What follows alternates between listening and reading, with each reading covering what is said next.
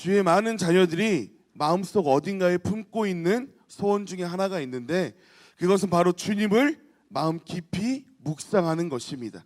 이게 무슨 말이냐면, 하루하루 주님을 묵상하며 우리도 살고는 싶은데, 많은 사람들이 자신이 사는 세상 여건 속에, 내가 처한 문제 속에 우리가 집중하게 되고, 그 문제에 매달려 시간을 보내는 게 하루의 대부분이라는 말입니다.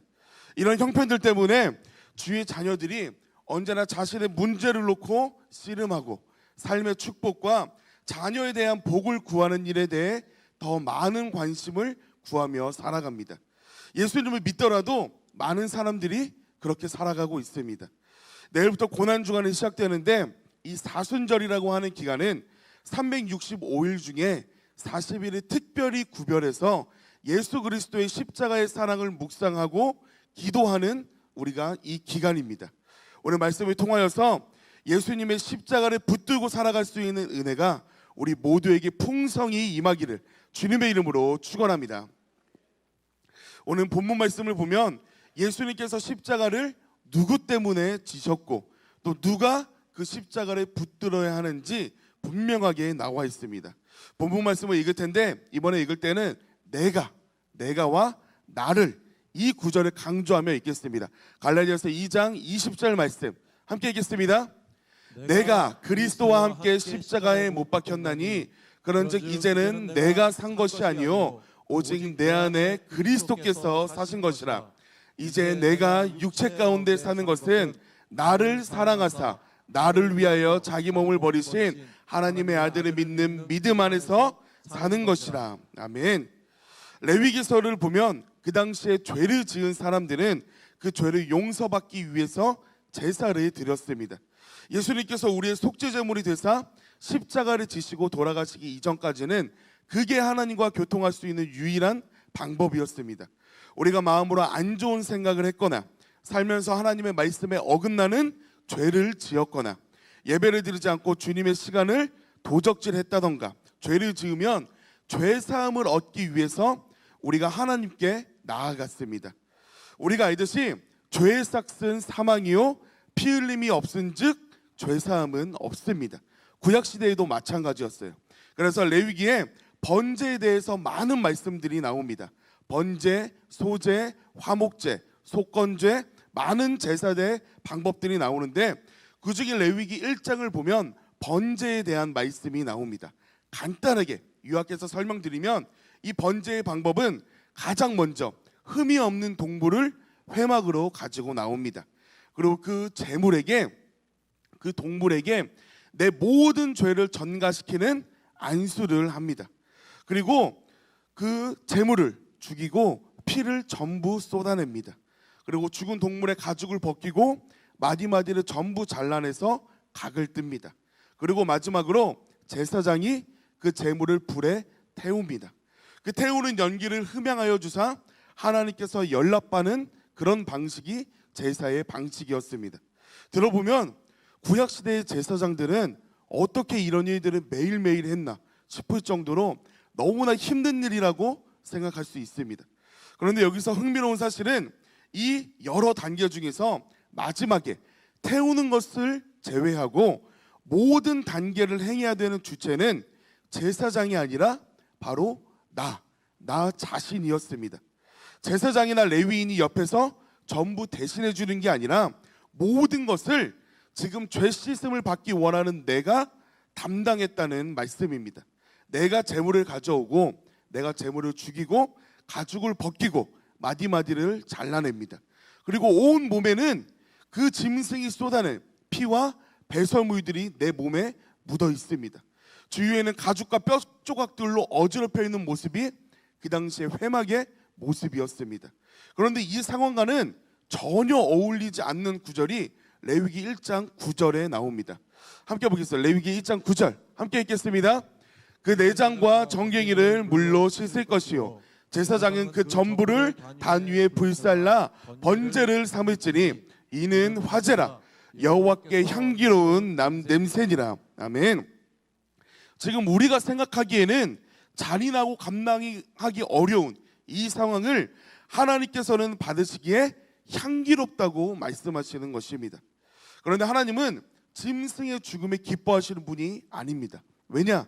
그 짐승도 하나님께서 창조하셨기 때문입니다. 그런데 이 제물이 향기롭다고 말씀하신 이유는 흠 없는 제물에게 안수하여서 나의 모든 죄를 전가시킨 뒤에는 더 이상 흠 없는 동물이 아니라 죄의 덩어리로 변하게 됩니다. 그러므로 이 제사의 방식은 나의 죄를 죽이고 나의 죄의 가죽이 벗겨지고 나의 죄의 피가 전부 쏟아져 내려오고 죄의 마디마디가 갈라지고 마침내 나의 죄가 불살라지는 것을 의미합니다. 그로 인해서 죄인인 저와 성도님들이 빛의 자녀로 다시금 살게 되는 것, 하나님은 그것을 보시고 기뻐하시고 향기롭다고 말씀하시는 것입니다. 하나님께서 이제 예수님의 십자가를 통하여서 그 구속의 은혜를 완성시키십니다. 흠없고 순결하신 제물 되신 이 예수님께서 우리들의 모든 죄를 전부 담당하신 흠없는 어린 양이 되십니다. 그리고 그 어린 양께서 나의 모든 죄를 담당하시고 죽임당하는 제물이 되셨습니다. 우리의 죄의 값을 우리에게 감당하라고 말씀하지 않으시고 나를 대신하여 십자가에서 피 흘리심과 사망으로 짊어지셨습니다. 그래서 그 십자가를 통해서 마찬가지로 우리의 죄가 쪼개지고 씻겨졌습니다. 그런데 중요한 것은 그 예수님의 십자가의 사랑을 내가 알기만 하는 게 아니라 내가 붙들고 살아야 한다는 말씀입니다. 그래서 우리가 살아갈 때 항상 예수님의 십자가의 보혈을 묵상하고 그 은혜에 감사하며 보답하는 삶을 살아야 되지만, 우리가 살아가다 보면 직장 생활을 바쁘게 하기도 하고 학생 청년들은 공부를 하고 장년교구에서는 또 자녀들을 돌보다 보면 주님을 미처 생각하지 못하고 지나가는 날들이 또 많이 있다는 것입니다. 하지만 그럼에도 1년 중에 40일을 구별하여 기억하는 이 기간에는 특별하게 주님께서 나를 위해 이 땅에 오신 이유, 나를 위하여 피를 쏟으신 그 고난에 우리가 함께 동참하며 묵상해야 한다는 사실입니다. 제가 예전에 몇 년 전에 어떤 신학자의 말을 들었습니다. 굉장히 자극적인 멘트로 그 제목을 지었더라고요. 제목은 이렇습니다. 사순절, 예수님을 40일 내내 십자가에 매달지 마세요. 이 제목입니다. 정말 눌러보고 싶게 그 제목을 만들었어요. 젊은 사람들이 보기에는 뭔가 맞는 말인 것 같기도 하고 뭔가 있어 보입니다. 그러면서 뭐라고 하냐면 40일 내내 예수님의 십자가의 고난에 동참하지 않아도 된다. 이 고난주간은 그냥 예수님이 십자가를 지기 위해 예루살렘으로 들어가는 길이라고 뭐 설명할 수 있겠네요. 이렇게 말을 하더라고요. 그러면서 예수님이 제자들에게 나 이제 곧 죽는다 뭐 이런 얘기도 하고 어떤 일들이 있었다 이렇게 생각하면 됩니다. 이런 식으로 고난주간에 십자가를 이런 식으로만 생각하면 된다고 말하는 것을 봤습니다. 그분이 어느 대학에 나온 박사고 어디서 강의를 하고 자신의 이력을 설명하면서 내 말이 틀리지 않았다고 자부합니다. 지금까지 고난에 함께 묵상해왔던 성도님들은 그걸 봤었을 때 박사님이 이러시네, 신학 박사님이 이러시네, 어디 대학에 강의하시는 분이 이런 말씀을 하시네, 내가 뭘 몰라서 괜히 너무 슬퍼했던 건가? 안 그래도 되는 건가? 착각이 들 정도로 십자가의 길에 대해서 가볍게 얘기하는 걸 제가 봤습니다. 이거는 정말 가슴 아픈 일입니다. 우선 우리 기독교는 예수님을 십자가에 40일 내내 매달아 놓는 종교가 아닙니다. 신앙의 가장 근본이신 길이요 생명 되신 예수님이 나의 죄를 담당하사 돌아가셨는데 그것을 우리가 1년 내내 기념하지 못하니까 40일 동안이라도 우리가 특별히 구별하여 주님을 묵상하며 우리의 죄를 돌아보는 시간을 갖자, 이 말씀입니다. 사순절은 예수님의 십자가 고난을 기억하며 동참하는 절기를 의미합니다. 이 기간에 예수님 안에서 우리의 삶과 믿음이 새롭게 날마다 변해져야 됩니다. 사순절은 부활절 전까지 주일을 제외한 40일간의 시간을 의미합니다. 왜 40일일까 보면 노아의 홍수 때 40일간 밤낮으로 비가 내렸고 시내산에서 모세가 40일 동안 금식하며 주님을 구했고, 이스라엘 백성들이 40년 동안 광야 생활을 했고, 예수님께서도 광야에서 40일간 금식하며 기도하셨고, 예수님께서 부활해서 승천하시기 이전까지 40일 동안 이 땅에 계셨습니다. 이 40이란 수를 성경에서는 여러 번 고난과 시련과 인내를 상징하는 의미로 사용합니다.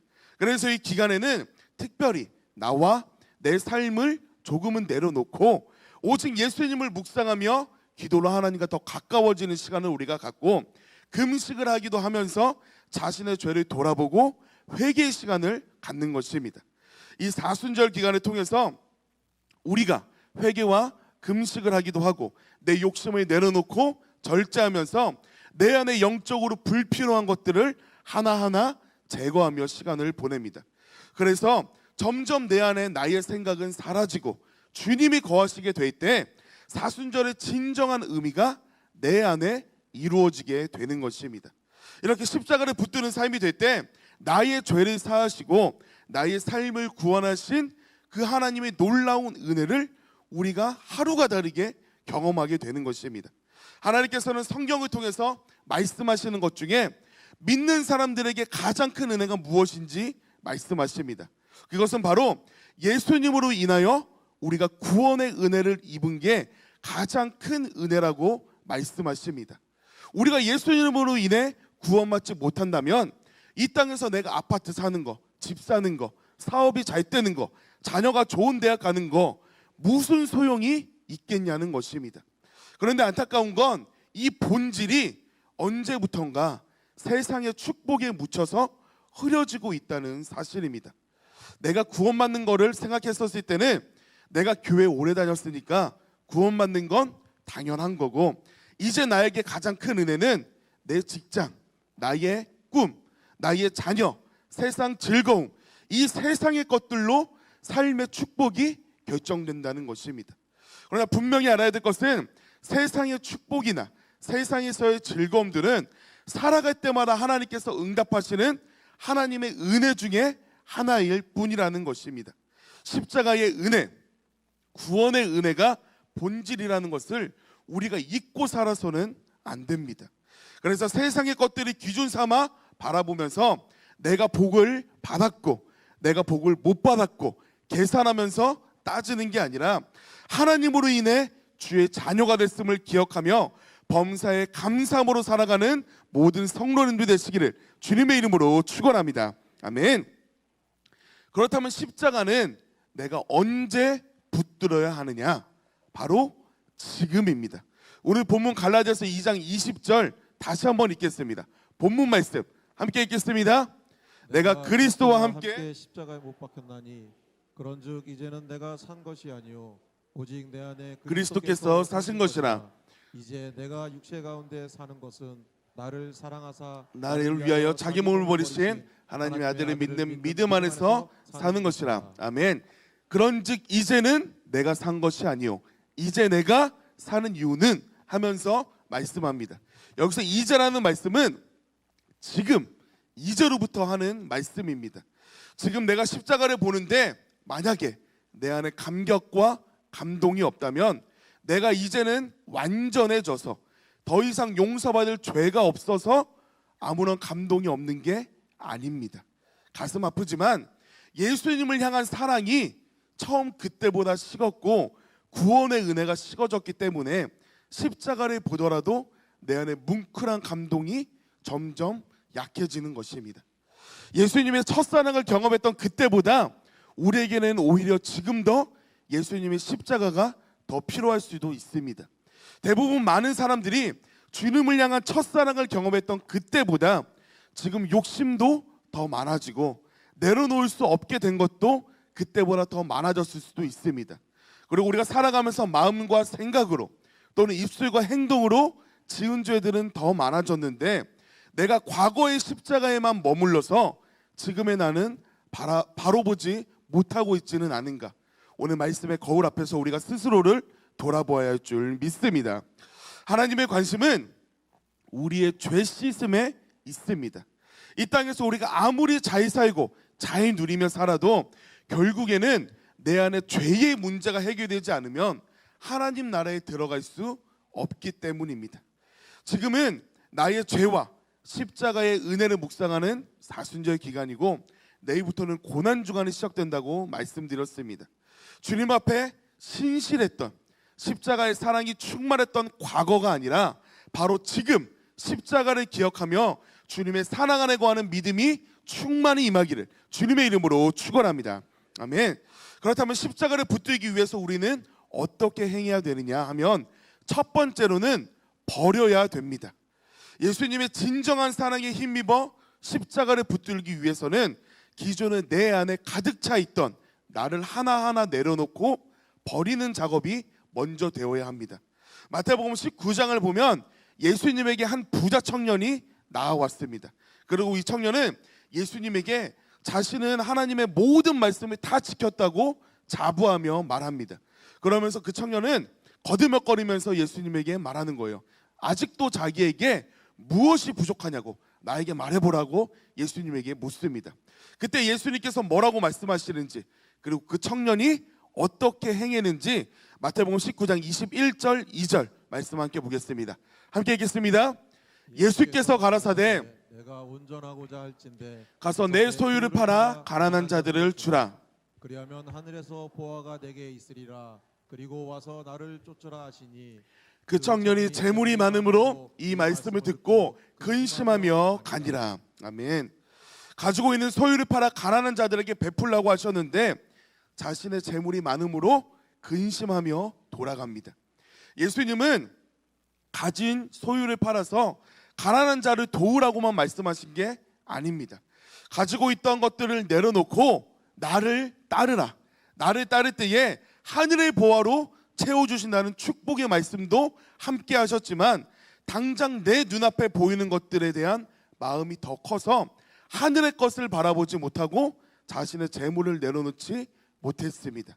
그와 반면에 삭개오는 자신의 소유를 버리고자 했을 때 그의 집에 구원이 임했다고 예수님은 말씀하십니다. 이것은 돈에 대한 말씀이 아니라 너가 과연 구원의 은혜와 하늘의 소망을 너가 이 땅에서 가장 귀하게 여겼던 돈보다 더 귀하게 여기느냐 묻고 있는 것입니다.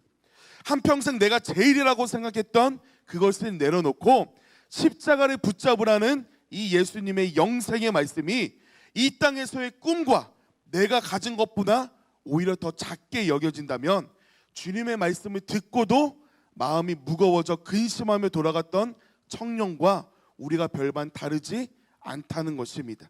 이 땅에서의 꿈과 목표, 돈도 중요하지만 썩어질 이 땅에 마음을 두는 것이 아니라 하늘에 소망을 두어서 주님의 소원이 성도님들의 소원이 되고 성도님들의 꿈이 주님의 꿈이 되기를 주님의 이름으로 축원합니다. 아멘. 두 번째는 버려졌다면 채워야 됩니다. 내 안에 가득한 이 땅에서의 욕심과 죄뿐인 나를 이 세상에 버려야 되지만 그럼에도 반드시 소유해야 되는 것들이 우리 안에 있습니다. 불교와 기독교의 차이점이 이겁니다. 불교는 계속해서 비우는 연습을 합니다. 그러기 위해서 속세에 있으면 내가 비우기가 힘드니까 속세를 떠나 산에 올라가서 명상을 하기도 하고 108배를 하기도 하고 무건수행을 하기도 합니다. 그렇게 수양을 통해서 자신이 부처와 같은 성인 군자가 될 수 있다고 믿습니다. 그런데 기독교는 정반대의 교리를 가지고 있습니다.